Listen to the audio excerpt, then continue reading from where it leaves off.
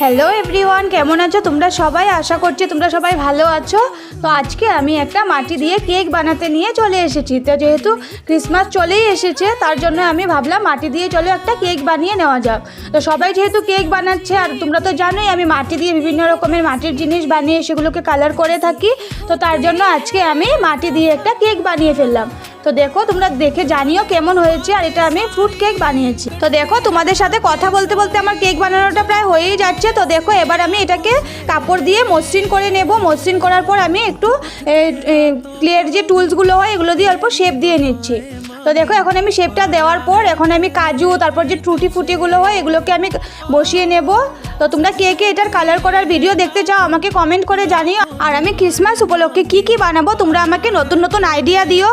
তো দেখো কেমন হয়েছে কেকটা অবশ্যই কমেন্ট করে জানিও আমাকে। আর একটা লাইক করে দিও, সাবস্ক্রাইব করতে কেউ ভুলো না। তো চলো, দেখা হচ্ছে পরের ভিডিও।